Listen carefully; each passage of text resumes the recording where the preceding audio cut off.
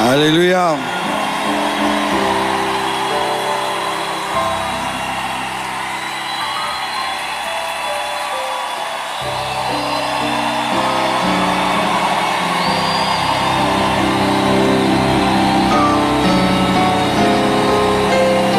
Merci.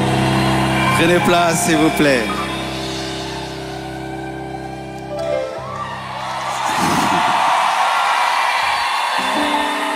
Amen. Ne coupez pas le live, hein? Nous voulons que ça passe en live. Ne coupez pas le live.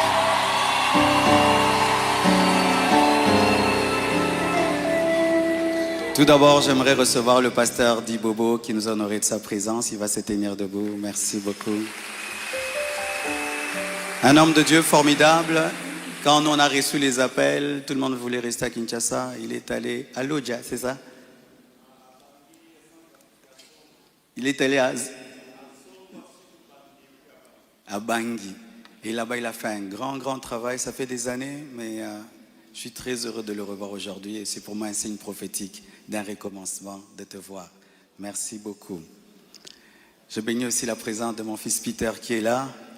Et bientôt, nous irons à Pointe-Noire pour un grand travail. Merci beaucoup. Alors, j'aimerais vous dire qu'après le séminaire, après 25 matins, nous aurons équilibre. Après équilibre, nous aurons un séminaire qu'on appelle Profondeur avec le pasteur Sanogo. Donc, on a 3 grandes actions.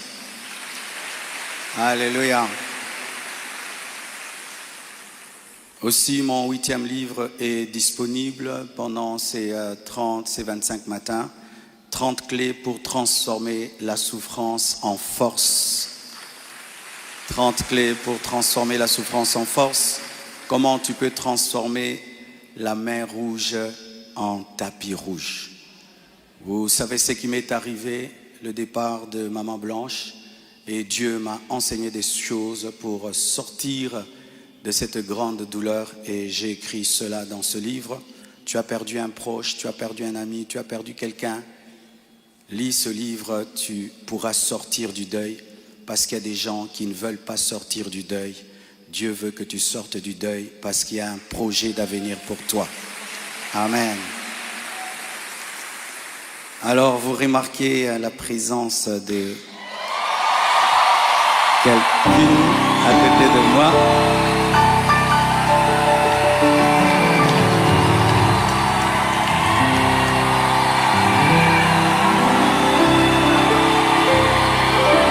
Amen. Est-ce que je peux maintenant parler? Amen. Alors, beaucoup de gens posent la question, elle est d'où, elle est qui? Même des gens me posent la question, même sur ses cheveux. Est-ce que sont ses vrais cheveux? Mais les Congolais, nous sommes graves, hein? Même les cheveux de quelqu'un, vous suivez. Elle est malienne, elle a aussi des origines libanaises, donc c'est un mélange comme moi aussi. Alors, j'ai quelque chose à vous dire. Alors, pour ne pas aller de travers, j'ai préféré écrire afin d'être concis et d'être clair parce que il est bon vraiment que je vous raconte comment on s'est rencontrés. Amen. Hein?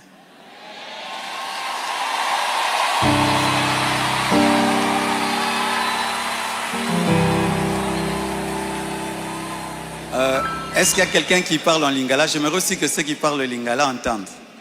Qui interprète bien le lingala et qui est bien habillé?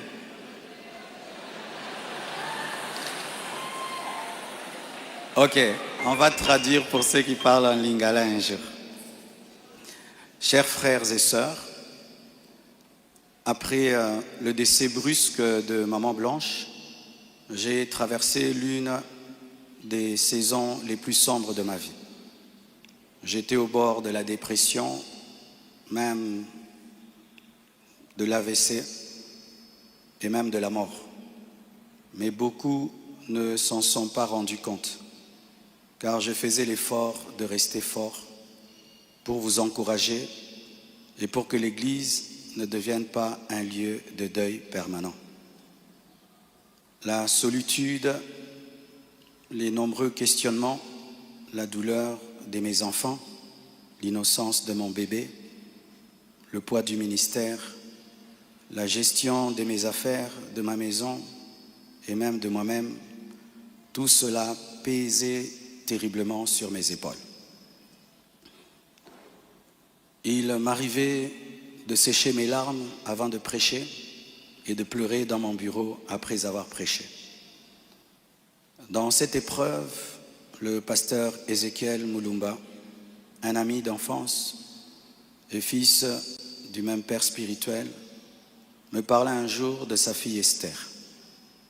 Mais je lui répondis que je n'avais ni la force ni la tête à cela. J'avais même demandé à Dieu le don du célibat dans l'espoir de ne plus jamais ressentir le besoin de me marier. Mais Dieu ne répondit pas à cette prière. À plusieurs reprises, par l'intermédiaire des prophètes, des songes et des convictions personnelles, le Seigneur me fit comprendre qu'il voulait que je continue ma route et que je refasse ma vie avec quelqu'un d'autre et qu'il était dangereux pour moi de rester longtemps dans le veuvage car un plan maléfique se tramait contre ma vie, mon ministère, ma famille et l'Église. Je me souviens d'une vision particulièrement marquante. J'étais dans une chambre encerclée de très longs serpents aux couleurs magnifiques. Ils faisaient semblant de dormir, attendant que je marche sur l'un d'eux pour m'attaquer. Leur venin était aussi mortel que la beauté de leur couleur. Un seul carré d'1 mètre sur 1 mètre me servait de refuge. La pièce avait une unique fenêtre qui ne pouvait s'ouvrir que de l'extérieur. Et je voyais une servante de Dieu venir ouvrir la fenêtre afin que je puisse m'échapper. Dans cette agonie intérieure, le Seigneur me poussa à recontacter le prophète Ézéchiel qui me donna le numéro d'Esther. Mais au début, elle ne répondait pas. J'en fis part au prophète qui lui transmit alors mon propre numéro. La première chose que je lui avais demandé, c'était de prier pour moi. Ensuite, nous avons commencé à échanger. Je lui ouvrais mon cœur, elle m'écoutait, me soutenait, priait avec moi, tout en continuant à remplir fidèlement ses responsabilités au travail parce qu'elle était une responsable là où elle travaillait. Et à l'église, elle était plutôt photographe, caméraman, modératrice, prédicatrice. Elle était diaconesse et elle était consacrée pasteur. Et elle continue à remplir fidèlement ses responsabilités au travail à l'église, même très tard la nuit, quand j'avais des insomnies et malgré le décalage horaire de 5 et 6 heures. Au fil du temps, une relation sincère est née. Une flamme s'est allumée et dans mon cœur, j'ai eu l'assurance que c'était elle. J'en ai parlé à son pasteur, à mes parents, à mes pères spirituels et à mes amis, afin de ne rien faire sans rédévabilité, conseil et prière des autres. Même mes enfants ont été associés. Ils ont souhaité la rencontrer, ce qui s'est fait selon le timing de Dieu à Bruxelles. Le Seigneur m'avait parlé d'une période d'1 an. Il ne l'a pas dit qu'à moi, mais à d'autres, y compris certains d'entre vous. Plusieurs ont même reçu des détails précis la concernant, ce qui confirmait ma direction. C'est pourquoi le mariage a été célébré le mercredi 23 juillet en Belgique. J'aurais aimé qu'il ait lieu à Kinshasa, mais cela aurait été trop coûteux et compliqué à organiser.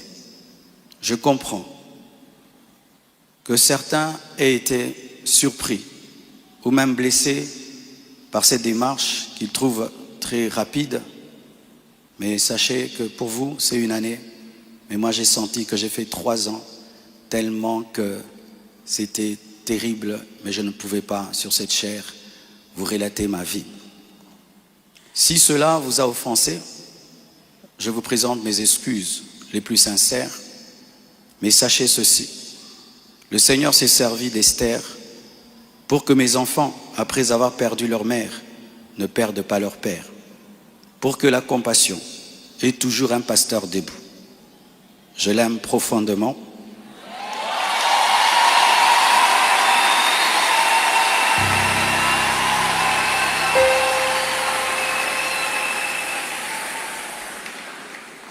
Je l'aime profondément. Elle n'est pas venue pour effacer la mémoire de Maman Blanche, mais pour continuer l'œuvre, comme Élisée après Élie, avec humilité et soumission à Dieu.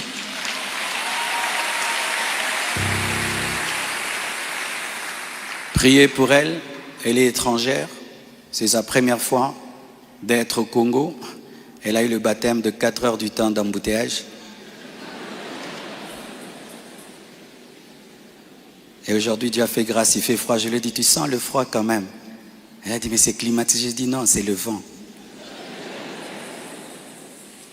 Priez pour elle, portez-la dans vos cœurs, comme vous m'avez toujours porté dans les vôtres.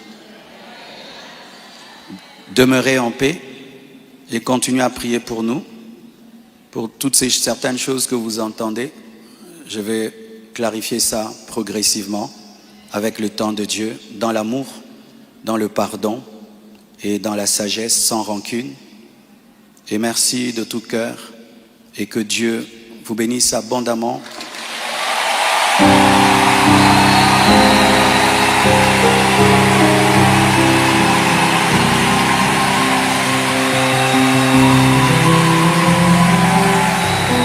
Pour votre soutien, vous avez prouvé au monde que vous êtes une église mature. Vous avez prouvé au monde que vous êtes une église enracinée. Vous avez prouvé au monde que votre foi est fondée sur Jésus. Vous avez prouvé au monde que vous êtes une église 4x4, une armée de Dieu.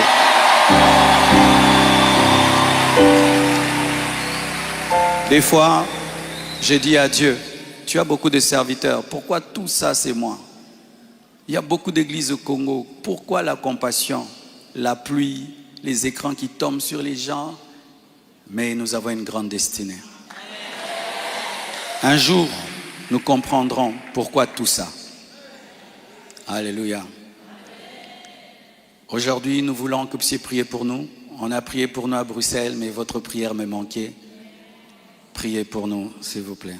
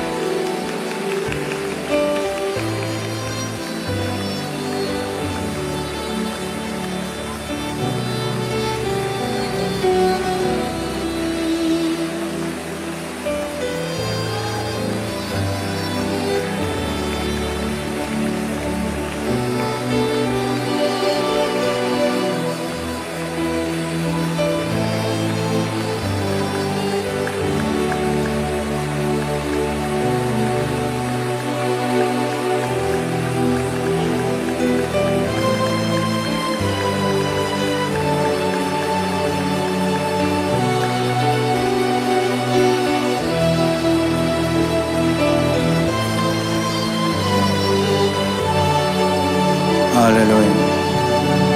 Maman Esther va prier pour nous.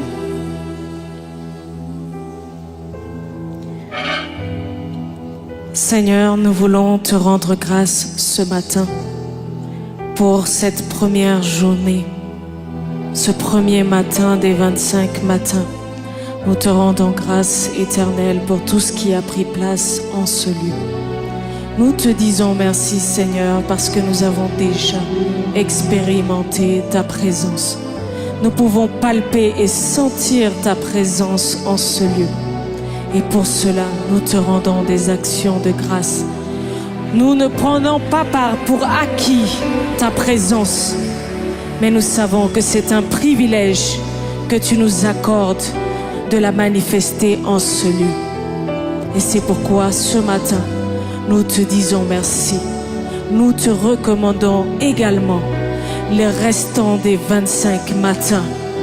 Nous prions, Seigneur mon Dieu, que nous puissions expérimenter ta présence jour après jour et davantage en ce lieu. Que nous allions dans une profondeur de ta présence. Nous allions encore plus en profondeur dans ta présence.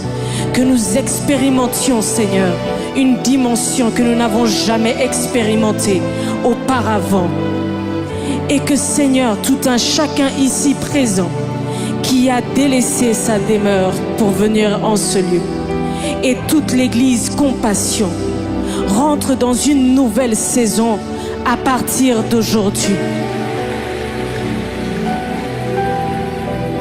Nous recommandons, Seigneur, tous les orateurs qui vont fouler cet autel, Seigneur.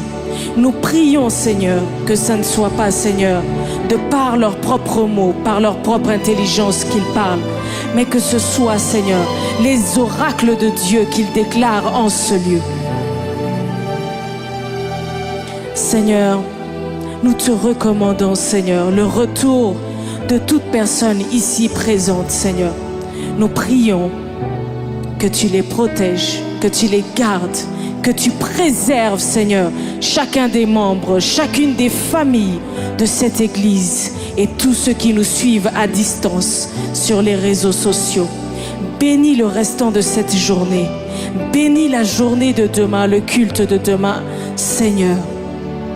Et que toute la gloire te revienne. Tous les honneurs te reviennent, Seigneur. Que toutes les acclamations, Seigneur, montent au-devant de ton trône. Car toi seul es digne, Seigneur, de recevoir notre adoration, notre louange. Tu es le roi des rois. Tu es le Seigneur des seigneurs. Tu es le maître incontesté de l'univers. Il n'y a point d'autre nom, Seigneur, qui soit au-dessus du tien. Sois élevé, Seigneur. Sois glorifié. C'est dans le nom de Jésus que nous avons ainsi prié. Ensemble, nous disons Amen. Que Dieu vous bénisse. Bon retour dans vos maisons. Amen. J'invite les hommes de Dieu, les leaders, ils vont monter. Nous allons prier ensemble pour recommander les 25 matins au Seigneur. À demain. Merci. Un jour mémorable dans l'histoire de l'Église Compassion. Aujourd'hui, le pasteur Marcelo Tunasi a franchi une étape marquante de sa vie personnelle et ministérielle, la présentation officielle de son épouse bien-aimée devant l'Assemblée. Ce moment, rempli d'émotion, d'humilité et de reconnaissance envers Dieu, restera gravé dans les cœurs de tous ceux qui y ont assisté. Avec des paroles empreintes de foi et de sagesse, le pasteur a partagé l'histoire de cette union bénie, son cheminement et le rôle précieux de sa femme dans l'appel divin qu'il poursuit. Cette présentation n'est pas seulement symbolique, elle témoigne de l'importance de l'honneur, de la transparence et de l'unité dans le couple chrétien. Elle inspire tous ceux qui croient en l'amour selon Dieu, en l'alliance véritable et en la puissance du mariage centré sur Christ. Deux valent mieux qu'un parce qu'ils retirent un bon salaire de leur travail. Ecclésiaste 4:9. Que vous soyez membre de l'Église Compassion, fidèle internaute ou simplement touché par ce témoignage, nous vous invitons à célébrer avec nous ce nouveau chapitre dans la vie du pasteur Marcelo Tunasi. Prions ensemble pour cette union, que Dieu la garde, l'épanouisse et l'utilise puissamment pour sa gloire. Abonnez-vous à la chaîne pour ne rien manquer des messages, témoignages et enseignements puissants du pasteur Marcelo Tunasi et de son ministère.